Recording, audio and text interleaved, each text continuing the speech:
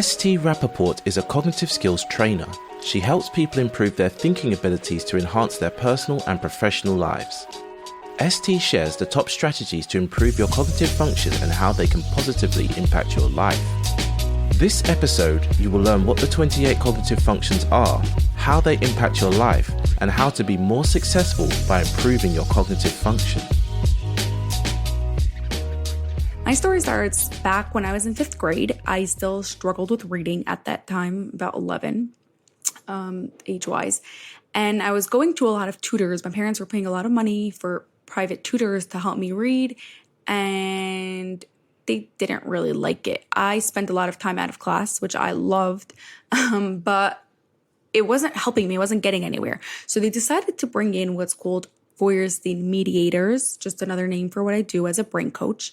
And these people didn't do any reading with me, like none of the typical reading tutor type of things. Instead, they worked on my brain and how I thought. More specifically, they worked on the 28 cognitive functions, because thinking is not one big thing. Thinking is made up of 28 skills, 28 cognitive functions. Now, naturally, we all have stronger ones and weaker ones, but those weaker ones are making it challenging for you to do what you want to do. So in my case, it was making it challenging for me to read properly. But when I improved my 28 thinking skills, not only did reading now happen naturally, all areas of my life got better, because this is the core, this is the center of everything that you're doing. So academically, I did better. Socially, my confidence went up. Like everything just became so much better that I knew I wanted to learn it and help people with it. Though I didn't realize it would be my whole life. Oh, okay. And what were the areas of cognitive function that you were kind of lacking in? And are those common areas for most people, or is it just specific to you? Yeah, so what's actually interesting is the Feuerstein mediators, the brain coaches who were working with me back then, although they were using the same exact method that I used, the Feuerstein method, they approach it a little bit differently. When I work with my clients, I'm very conscious about the 20 cognitive functions and helping them be aware of them and being really conscious about which ones they're working on, and working on the ones that they specifically want to work on. And it's like part of the program. I make it part of it. Versus here, I don't know if it was because I was younger or just because of how they approached it a little bit differently. We were just working on all 28 together. It wasn't any specific ones. However, one of the cognitive functions that I was really conscious about when I improved it really changed my life. That happened later on when I was getting training to improve these cognitive functions. As every training that you do, you could begin working with clients, but it's a 2-year process to really get the whole full training. And in this process, I was taking a Tony Robbins course, RPM method, like how to plan based on your motivation, not your to-do list. At that time, I thought it was really cool. Like you're doing on your, what do you motivate, not just following everything you have to do. And I was like, this is pretty cool. I was super productive at the time, or at least I thought I was really productive, because I was the type of person that would get everything done right now. You told me something needs to happen, it happened now. But part of what this program spoke about was being able to plan for a year or 2 years ahead, thinking the big picture and further. Don't just focus on your to-do list right now. And I really struggled with that. I wasn't trying to do it, but I really struggled with not being able to think that big.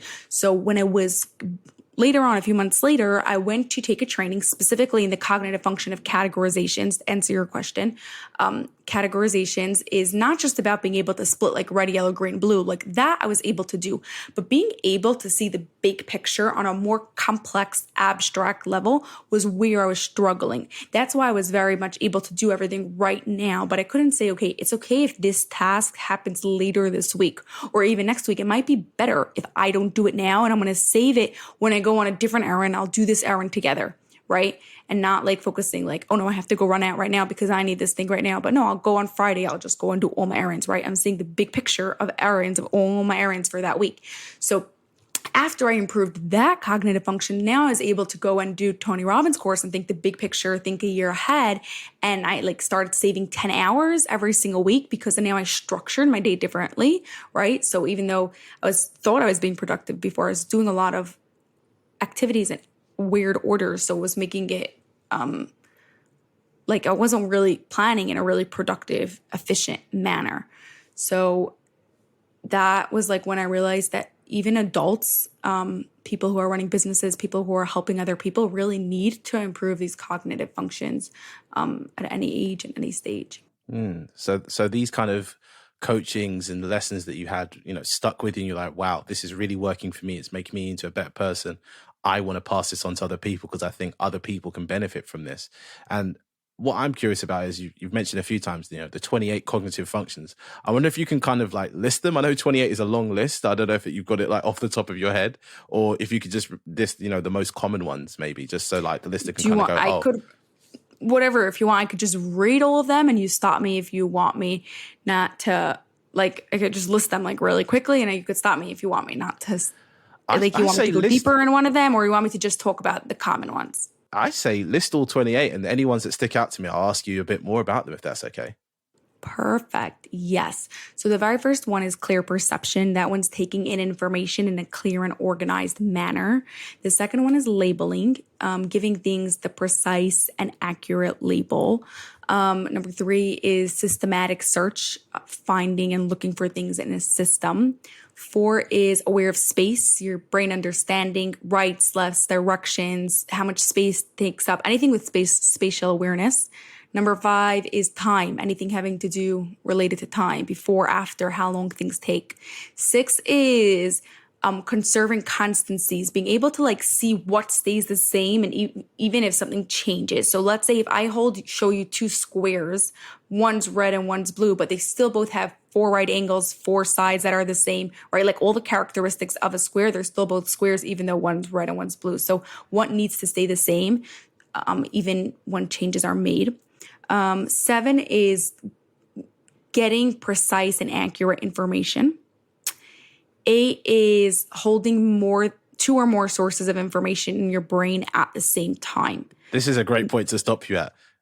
That's number 7 and number 8. Can you talk about those a little bit? Because funnily enough, I can only really store one piece of information in my brain at a time, and I don't know where to get and store great information. So if you could talk about that a little bit, that'd be great. Number 7, being precise, is about taking in information in a precise manner, right? Someone gives you a number, an email. You want to make sure it's correct because if it's like one letter, one dot off, like you can't contact the person. That email is not going to work. That's taking in information in a precise manner. It's fairly simple to understand, but many people, like, we're busy, we're impulsive, we don't have patience, we have things going on, and then we're not really so precise, and then it really affects us, right? The most extreme example I could give you of being precise is like if someone's having a brain surgery, they want to make sure that's like done super precisely, not like a millimeter of a millimeter of a millimeter. Like it's perfect exactly it's like that's like has to be super precise. Now, you don't have to be so precise most of the time, but you do have to make sure that for the task that you're doing, it's precise enough, right? Because some things like really don't matter and some things matter a lot more. So to make sure that you're just being precise, it usually is worth it to take that extra 3 seconds to just double check and make sure you have the right information. So you got an email from someone, their email address from someone, just like make sure it's not that one letter off. Or if you are getting directions from someone, make sure they really said right and not left, right? Because that's going to make a difference. Like you're going to land up in a different place. So just double check and make sure that you have the right information. Number 8, the other cognitive function you asked about is being able to hold 2 or more sources of information at the same time. So that's being able to like remember different things that you need to do at one time, like holding the information in your brain at the time. So really kids starting as young as 2, sometimes 3, but even 2 years old, they could follow 2-step directions, right? Like hang up your coat and sit down at the table for dinner. That's following 2 steps. They have to remember that you're telling them 2 things: hang up your coat and sit at a table for dinner. Don't like confuse this with like multitasking. Your brain can't multitask. It task switches. It goes back and forth between different things really quickly. But it's being, while you're hanging up your coat, it could still think about the fact that afterwards it is going to sit at the table for dinner. But when somebody gets older, like 3 and 4, they could already start doing 3-step directions. Hang up your coat, wash your hands, sit down at the table for dinner, right? So that's that on a more advanced level. Even though people from a very young age can do this, a lot of adults struggle with this. It makes it challenging to do a task. Like, I know I struggled with this. And like, well, you have to like, I remember like in school, this is one of the things I struggled with, right? So if I was like copying down something from the board on my notes or things like that, I would like keep on having to look back again, because like I couldn't remember the whole entire spelling of it, like all the spelling of the letters. I would have to say like 2 letters at a time. Like that was the most I was able to hold. And then I would every second have to look up. So it just took longer. It takes more energy. It takes more brain space. If someone's like, even I'm listening to someone and I'm writing something down and they're 3 letters ahead and I'm only 2 letters back, it's taking more time, right? So to get better at this, you want to be consciously working on having your brain be able to hold that information. So in times where there's like no pressure and it's like, okay, if you make a mistake, give yourself 2 things to do. So let's say, for example, you just come home from the grocery store and you have to unpack your bags. So give yourself like 2 things to do. I am going to go inside the house and unpack the grocery bags and answer a text. Okay, like you know that you got a text while you're driving and I'm going to answer this text.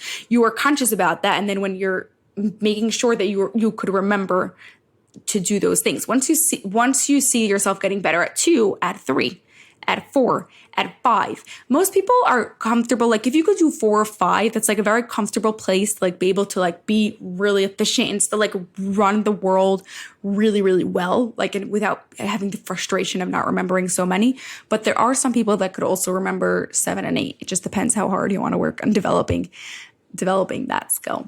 You just gave like a method there of how to improve your kind of, well, I guess it's focus. So I'm wondering what other methods you can use to improve your focus other than giving yourself, a sequence of tasks to do. Are there other little brain training type things you can do outside of the normal stuff that people try to say, like exercise and, meditation or medication?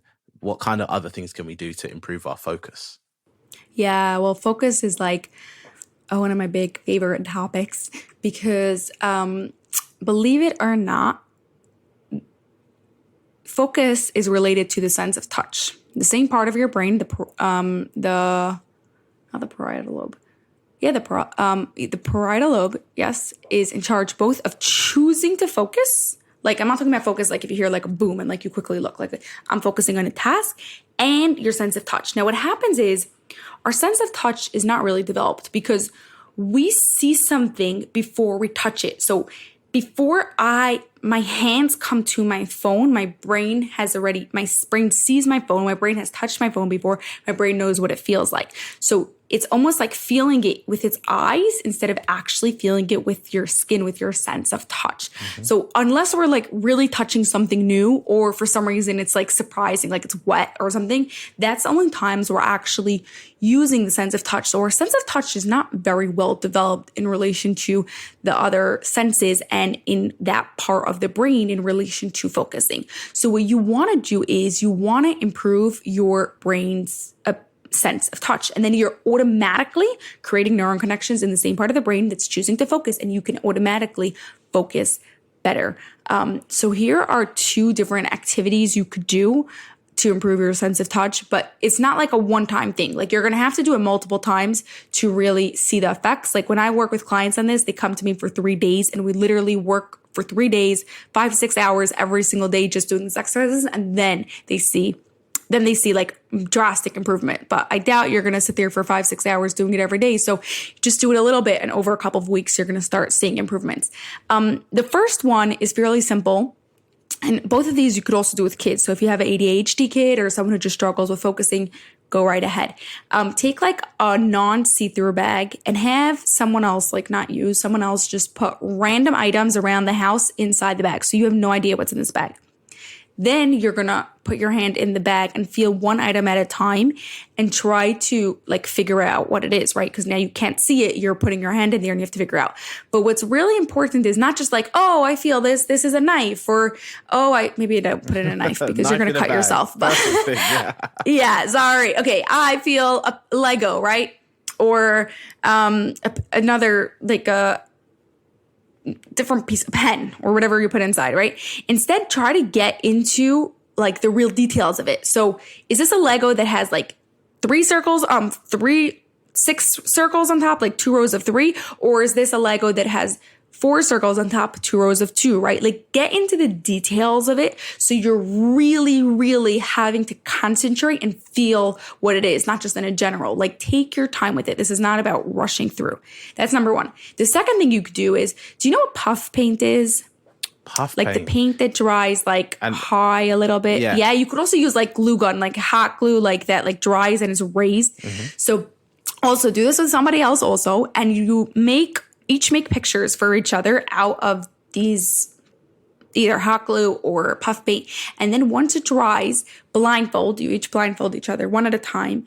And you have to feel what the picture is. Once again, you are guessing what this picture is, but you, like before, it's not just like, oh, this is a flower. Like really feel it. How many petals are there? Is there any petals that are bigger? Take your time, use your fingertips, like go all the way through, use your whole hand to get the whole picture. And that will actually develop your sense of touch. And you're going to start like seeing transformation in how you focus. Right. And how is that helping our focus? Is it making us pay more attention to the details that we normally miss? Or is it something that I'm not quite aware of?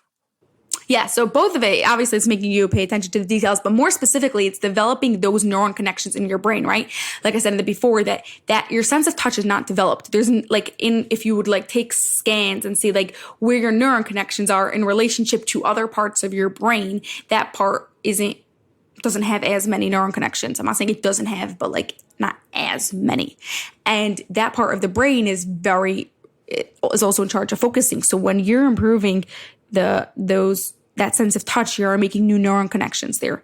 You are developing that part of the brain, and then you automatically, at the same time, you're developing your ability to focus. Right. And so, we would do these types of things over a period of time, but I'm wondering day to day, going around our regular day, how can we improve this? So let's say, we sit down at our computer or we get to the office. How can we kind of make new neuron connections there? Can we be like, oh, this door handle is circular, or this door handle is a bar and it's steel?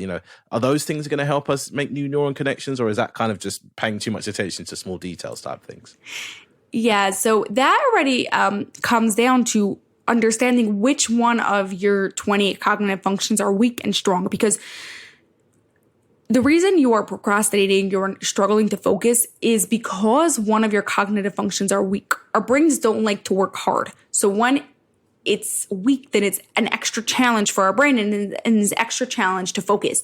If someone is struggling with the cognitive function we spoke about before, being precise and not noticing the details, they're going to want to do exactly what you said, like noticing the details, because they're being precise about like their life around them, and then they're developing those neural connections. But if for the most part you're precise, there's probably a different cognitive function that you're weak at, and you want to understand which one those are, so that way you could do specific exercises to improve that. Right. Okay. Yeah, that makes sense. So let's go back into the list. We were at number 8. Let's hear what, 9, 10, 11, 12 is. And I'm sure I'll have to stop you somewhere in between there to explain the other ones. Yeah. So before I just get into it, I just want to share, there's actually 3 phases of thinking: input, how we take in information; elaboration, how we process the information; and then output, how we tell the world we know what we know. So the first 8 that we just spoke about were all in the first phase of thinking, like how we're taking in information, right? Holding 2 or more sources of information, that's taking in information. Clear perception, making sure that information is coming in an organized manner, being precise, right? Like that's all. The next 12 are going to be more about like processing it and understanding it. And like a lot of times this is what people call more about thinking. Make sense? Yeah. Okay. So let's get into the processing part then. Yes. So number 9 is defining the problem, like getting clear on what the actual problem is. Number 10 is searching for relevant cues, like what hints, what things are happening here and what is relevant to the situation and what's just a distraction. Number 11 is comparing. 12 is working memory, being able to deal. There's like memory, like long-term memory, like something that you remember from like yesterday or even like 6 months ago. That's like long-term. Working memory is memory related to the actual task that you're doing. So going back to like what we spoke about like before, like if like giving yourself specific tasks, that's very related to working memory because you also have to remember the information that you need for this task. 13 is understanding reality, right? Like understanding how things are related, what happens because you do certain things. Like you have these big goals, but like how are you actually going to make them happen? Number 12 is providing logical evidence. So like exactly what it sounds like, making sure things make sense and they're logical. 15 is thinking abstractly, right? So some people like really need concrete. They struggle. Like they need you to draw pictures and graphs and everything to explain to them versus thinking on a more abstract level. Even like numbers are more abstract than just like when you start to count, when you're really little, they give you like those little teddy bears or like little like popsicle sticks or things. So like it's easier to see versus just the numbers as a level of abstractness. 6 is hypothetical thinking. This we're usually very familiar with, like in school with problem solving, just like typical hypothetical thinking. 17 is now strategies for hypothetical thinking, like using hypothetical testing. What am I going to use to figure out if my hypothesis is true? Like if and then, how am I going to figure this out? 18 is summative behavior. It's like being able to count details. So like how many steps am I going to need for this plan, or how many people are coming to this party? Anything to do with like the amount of numbers. 9 is having a need to make a plan. So actually making a plan is more complex and requires you to use many of the cognitive functions at once. Most of the tasks we do as we go about our life use a few of these cognitive functions, not just one of them. But you're not going to even think about making a plan if you don't have a need to make the plan. So that's 19. And 20, the last one in this section, is categorizing, being able to put things into groups and being able to see the label of the groups and how they go together. Yeah, while you were explaining that section, it made me think about cooking and following a recipe almost. So as in the idea of like, right, I've got to chop these vegetables, right, put that in first, put the meat in now. Like I'm sure a lot of people struggle with that. But, you know, once you improve your thinking, then, you know, something as simple as following a recipe, you know, most people might have that down. But, you know, maybe there's other tasks that are, you know, going along this process that we might struggle with as an adult. I don't know if you have a better example, but that was the first thing that came to my mind. Yeah, it's funny that you say that because when I was a kid and I was getting these sessions, I actually went to quite a few of the sessions together with my sister. And my sister, even at that age, loved cooking. And all the examples would always be about cooking and about like baking, because like it's not like when you're doing these sessions, there's like a lot of talking about how this relates to actual life, right? Like we want to make it really practical and show you how you could like use them starting today.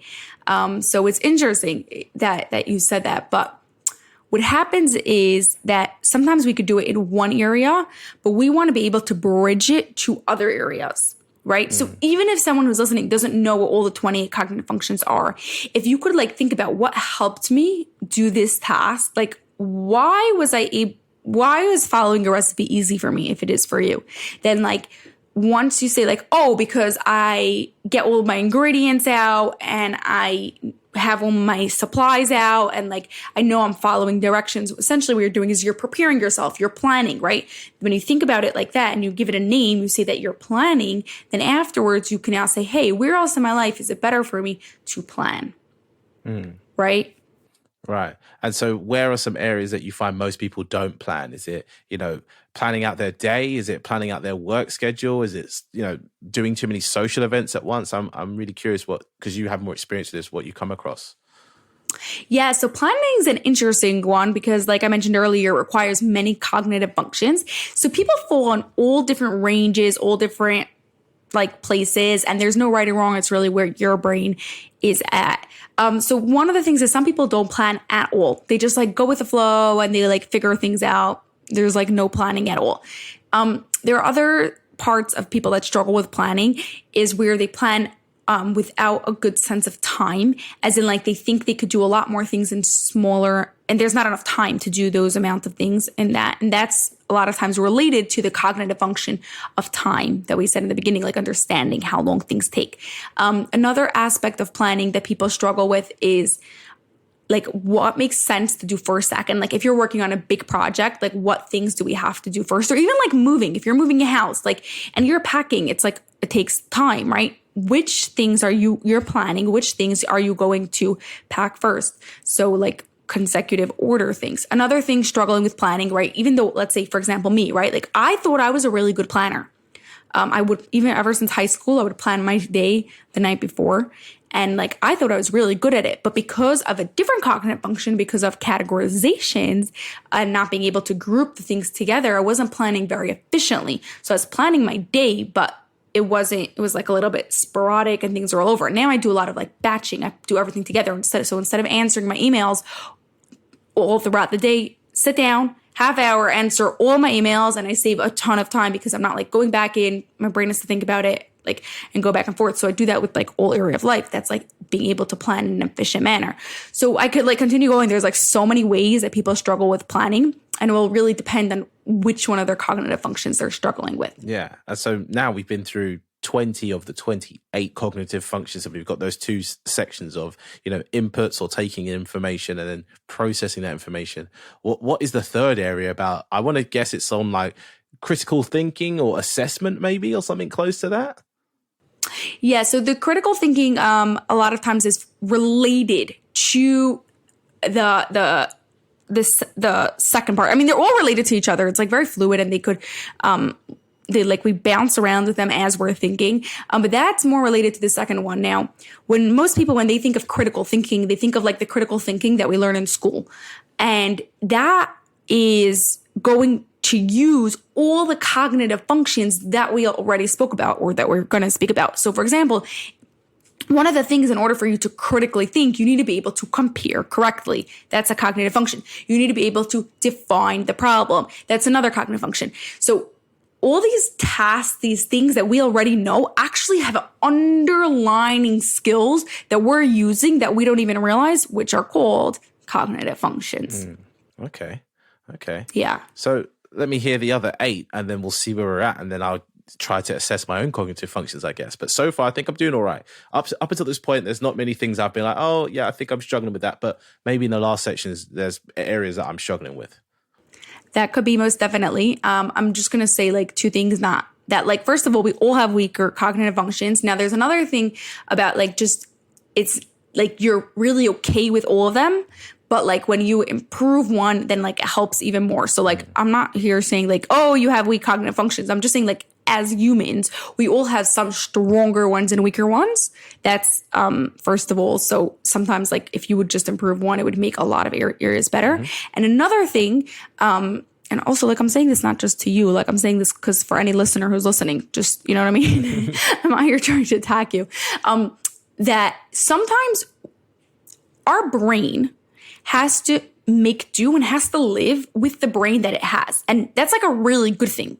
It has to figure out how it's going to survive, even if it has some weak cognitive functions.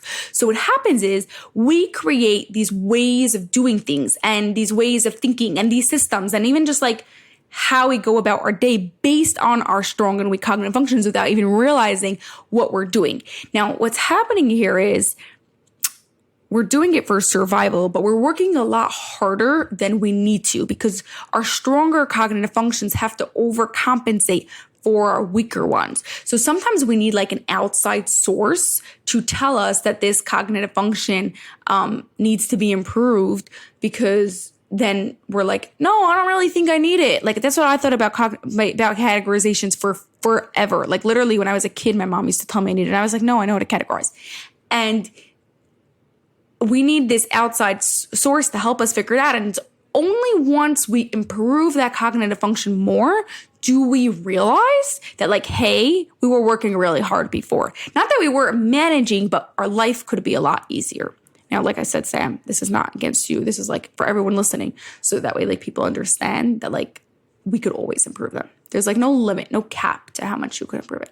That makes sense. Yeah. Okay. Yeah. So let's jump into Last 20 day. to 28 then. But as we realize that improving 21 them is the way. Yes, exactly. So 21 is I'm considering another person's point of view. This will be very related to communication. This will be related to like relationships, anything just like working together with people, considering their point of view, being able to actually see that. So yes, a lot of communication problems actually come from a person not realizing that they struggle to see another person's perspective. 22 is projecting virtual relationships. That's like a fancy way of saying being able to see how two things are related, even if it isn't super obvious. So, for example, like apples grows on trees, even though I don't see the apple. Now that's a really simple example and it would like happen a lot more. But like, let's say in business, like why are people not clicking on my ads, right? Like being able to see the connection that aren't right there. 23 is perseverance, or the opposite of that would be blocking. Sometimes like we're doing a task and it gets really challenging and really hard and we literally feel like there's like a wall in our brain, like a block, like we can't just get through that block, and being able to persevere through that. 24 is actually, it's stopping and thinking, but the opposite of that is trial and error. And I don't know about what happens in England, but I do know that in America, it's actually considered a really good strategy. Let's do trial and error and like figure out the answer. And not always is that a bad thing, but a lot of time is wasted by just like making random guesses. If we could just take a few moments to like figure out what's a better strategy to do here. If there really is nothing else, then like we fall back to trial and error. But just like jumping into trial and error without stopping and thinking would be a weak cognitive function. 25 is giving a thoughtful response, like being able to fully express yourself clearly and cohesively. 26 is being precise, but this time in the output phase. So in the first time, being precise was like getting in the information. Now we're being precise in what we're saying. So as if we're telling someone our email address, making sure we're saying it precisely. 27 is being able to visually transport. So like being able to transport things from one place to another, like in our brain. So if you're copying things from the board, right, that's like visually transporting. Or you're like looking at someone's phone and you're copying it to your phone. That is visually transporting. And 28 is showing self-control. Believe it or not, that's very related to how we think. And it's about being able to like think before we speak or act, and not just like acting out on impulsivity. Yeah, I feel like 28 is definitely something I know I struggle with, that I'm actively working. Everyone does. Yeah, I'm actively working on it. I've had some experiences in the past couple months where I've been like, oh, you're actually getting better at this, because instead of reacting, you're actually like, right, okay, let me sit with this, let me think. And you know, sometimes, especially if it's like a person-to-person conversation, there's an awkward silence, and then that person continues speaking. You go, oh, hang on a minute, you're not thinking before you speak now. You let it be what it is.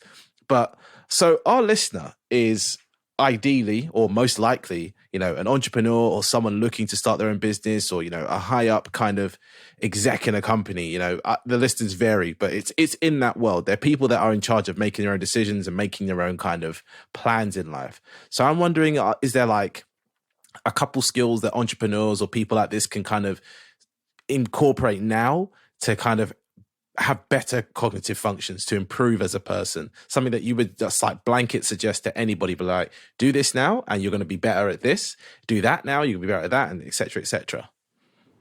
Yeah, so that would really depend on 28 cognitive functions. Yeah. I know it's not really the answer you're looking for, but I'd suggest, I have a free assessment at lifepicksuniversity.com/CF. It like takes less than 10 minutes. You just take the assessment and you could assess where you're at with each one of those 28.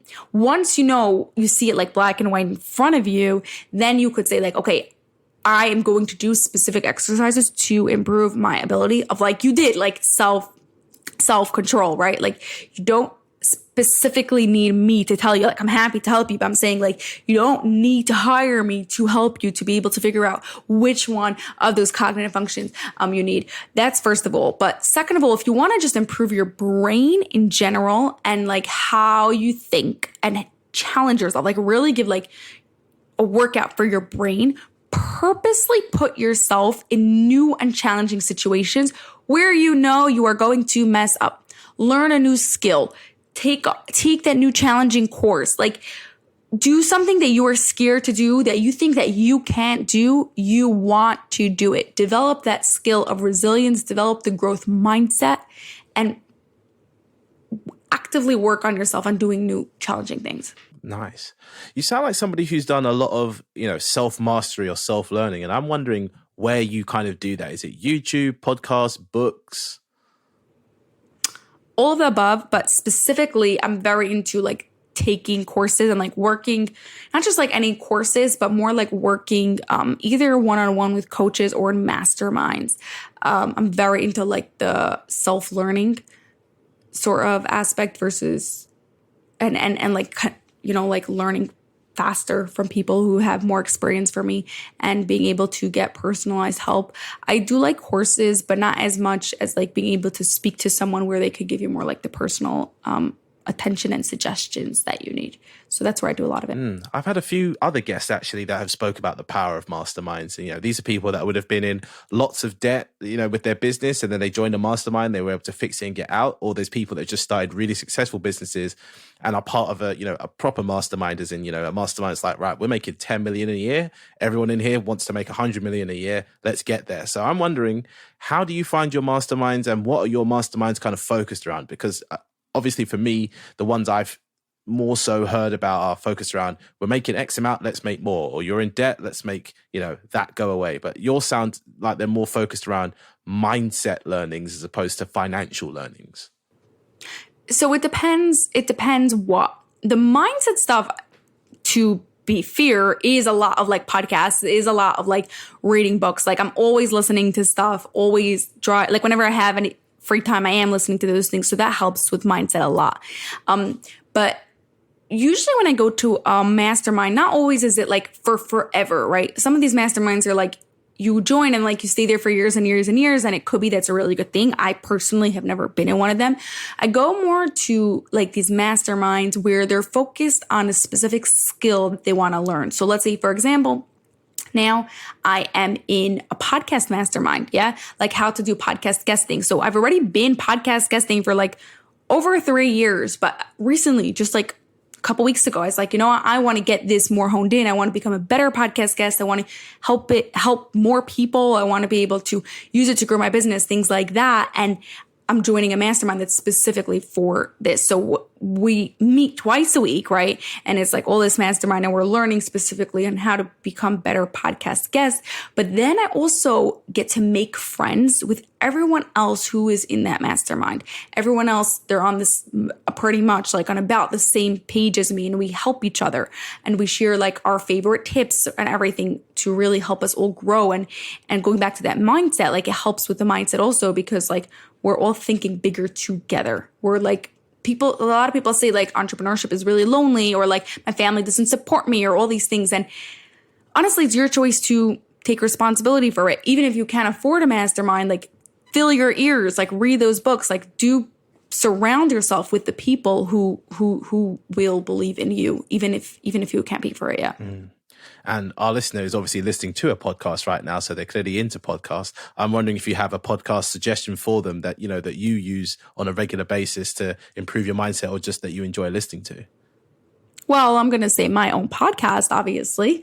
That one is the Business Brain podcast. So we'll go deeper into the cognitive functions. A few other ones I really like is Alex Hormozi's podcast is really good. More like smaller ones you might not know so much is Get to Know You by Tiffany Farag. It's a little bit different, not so much like entrepreneur, but more like self-awareness. And speaks about like a little bit of like interesting topics. And what she has really interesting is like they speak about a topic, and then the next week they bring on another guest talking about the same topic they had previously, but answering the questions listeners brought in. So you could like send their messages on social and things like that. And then they talk about it again. So like you really get deep into the topic, not just like talking like a little bit about everything. Yeah, no, that's a good thing. I think that's what podcasting is great for. Like, obviously, for me, my show is more about kind of understanding, the many paths entrepreneurship can take, and people going, oh my gosh, I didn't know I could get into like mindset coaching or, into kind of improving people's cognitive functions. There's a whole wide world out there. But yeah, podcasts that do that definitely see a lot of success, because it's the idea of you're invested in the topic now. You can ask your question, then you're listening back next week to get the question answered. And I think there's definitely a movement where interactivity is, being noticed more in podcasting, because that's why social media works. It's because you're able to say something, people can say something, you reply back to them. And podcasting at the moment is like a one-sided conversation that you can kind of listen into, but there's not really much of a backwards and forwards dialogue. But speaking of one-sided conversations, books are essentially a one-sided conversation. There's no feedback you can put into a book. There's no way to really talk to the person who wrote it unless you find them and they care to reply to you. So I'm wondering, is there a book that changed your mind? Is there a book that's really improved your personal or entrepreneurial experience? Like, every listener has a different one, but I'd always like to get book recommendations off my guests. Yeah, so I have a few books I really like. The first one is James Clear, Atomic Habits. Amazing Probably book. heard of that one. Course, yeah. Yeah, that's a great one. Another one, the book itself is boring to read, but like every entrepreneur needs to read it, is Mindset by Carol Dweck. Mm-hmm. She speaks about the difference between growth and fixed mindset. Right. Growth mindset is always learning and always growing, versus fixed mindset is like things the way they are is always the way they're going to be.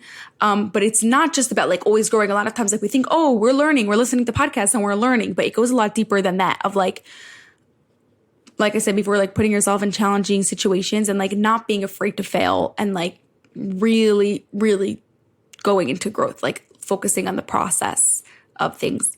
That's a great book. Another book I really like is Alex Hormozi, $10 million Leads. offers. He's getting to Leads, I think. Leads is next. Leads, right? Yeah. That's why I like keep on hearing it. So it's like always like mixing them up. Another book also I really like is 12 Rules for Life. Okay. By Jordan Peterson. Like, I could go on. Yeah, I mean, most people that are entrepreneurs, that you realize that they're always learning, and that goes back to what you're saying about that book Mindset. It's a growth mindset, and it's one thing to like know all these things, but it's also knowing them and implementing them where the kind of value comes in. So for me, I've read is it $100 million offers? I think that's the right $100 million offers. Yeah. That comes first, and then comes the leads, right? Yeah, I've read that, and I'm like, great, okay, I've got my $100 million offer. I'm working on it, I'm doing it, okay, but I'm not really getting any leads. And it's like, oh, the next book's coming. Like, that's great. But for me, where I was at in my entrepreneurial journey, it helped me to get, better leads and get better work, and obviously to focus on the bigger picture. But, there's definitely a point where I feel like a lot of people get into that learning kind of habit without actually implementing it. So I'm wondering, for you, what was the kind of last thing you learned that you implemented, whether that was from a podcast, a book, or, a course or your mastermind? So I'd probably say specifically this podcast mastermind that I'm currently in, about making sure to like implement everything. I tend to my general approach, so maybe it might be helpful for people. Yeah. Like whether it's a podcast or whether it's a book or like a course or whatever that I'm taking, first, like to get into it a little bit to understand what this person's saying and if I'm aligned with it and things. If I decide that this is something that I really like what he's saying and I really think is going to benefit my business, I make sure I'm like from that point on in the book, or like I don't continue the book or the podcast or the whatever I'm doing until I implement what they're saying, right? So let's say now I'm doing this podcast mastermind that also has like videos that I also have to watch like in between. I'm pausing the video as he's giving us exercises to do and doing the exercises immediately. But I would do the same thing with a podcast episode. Like if there's a podcast, some podcasts I just listen just like for mindset and like not to like really implement everything. But like a podcast that's really good like that it's called the Email Marketing Show. It's a really good podcast about specifically email marketing. And I will not listen to another episode of it until I've implemented what they've said before. So it depends why I'm reading that book or listening to that podcast, and then I'm going to make sure to really implement it. Yeah, cool. So for you, it's like kind of like you have to stop everything and be like, right, this is what's going on. This is what I need to do. I'm going to get that going, or else, otherwise it's just going to get thrown into the memory palace and never come back out type thing.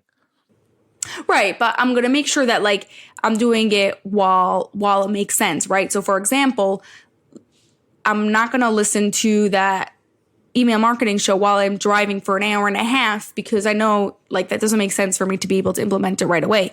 If I'm taking this podcast course, right next to it, I have my notebook. I have like the things I could do, the exercises, right? So that's why I also have podcasts that like I'm listening just for mindset. So I am driving, or even like Alex Hormozy's thing, right? So I'm not like implementing every single thing he's saying because of the style of his show, but I'm listening to it. I'll implement it if I think I want it, but like I don't mind listening to a few of those episodes without implementing anything either. That makes perfect sense. And ST, I'm wondering for you, you are, helping people improve their cognitive functions. And this is something that you do for yourself. And, it's a business you've built up over time. I'm wondering for you, what are the kind of results that you tend to see from people? If you have a success story, this would be the best time to kind of share it. But yeah, I'm just wondering, people come to you and they're struggling with this and then they leave and they're, thriving at that now. Yeah, people who come to me are usually struggling with like procrastination, with being able to focus, really feeling overwhelmed, stressed, like long to-do lists. Like they really have businesses already that they're usually doing well, but like they're feeling like their business is controlling them almost, like there's so much happening and they're not really able to enjoy so much the business because they're just overwhelmed by everything that's happening. And after we work together, then they're like much more productive, much more organized. They have systems that work for their brain. They have strategies. They like challenges. They're not afraid of challenges that are happening. They almost like feel like they have superpowers afterwards because like they're ready to like conquer the world. But one of my favorite stories to share is from a couple years back when I was working with a company, like their C-suite executives in the company, and I would go in twice a week to work with them. And there was this lady there who was pretty new to the company, and we started working together. And a few weeks later, she comes to tell me, she's like, my husband asked me last night if I'm getting therapy, because apparently she like was the type of person that struggled with being able to like plan and prioritize like what needs to happen. And so she would stay up late a lot of nights, and it would cause a lot of stress and tension in the house with everything that she thought she needed to do without being able to like prioritize it in a clear way that actually makes sense without it like having to go to sleep 3 a.m. every single night. And it was getting close to holiday, and she decided that like instead of staying late, she is going to plan and prioritize in a good way. And she went to sleep at a normal time, and her husband was like, what is going on here? Like he was so surprised. He didn't know she was taking these sessions, and she didn't know that like it was helping her brain. And he like actually thought she like as a joke, like he was going for therapy. And she's like, yeah, do you know, I'm like getting this brain help. And he like couldn't believe he had to like come in next time I was there in the office to like meet me. But it was just like an example of like how, even though she was taking this to improve the business and how she was working in the business, then it also affected her home life and her relationship specifically. So when we solve the core issues, it actually solves all areas of our lives. And kind of following on from that, you've made a real impact in someone's life there. And I'm wondering, what is it about what you do that brings you the most joy? Yeah. When somebody has like a cognitive function that gets improved, that all of a sudden now their life is easier. Like it's literally a change in the person, because it's not like they have to work on it forever after. It's like now this cognitive function is strong, and now their life is automatically easier. And for the rest of their life, the work that they did in those couple of months all of a sudden now are going to pay off forever. And that is when like it really gets me excited, because I know that the person's life is never going to be the same after. Where can the people find you online?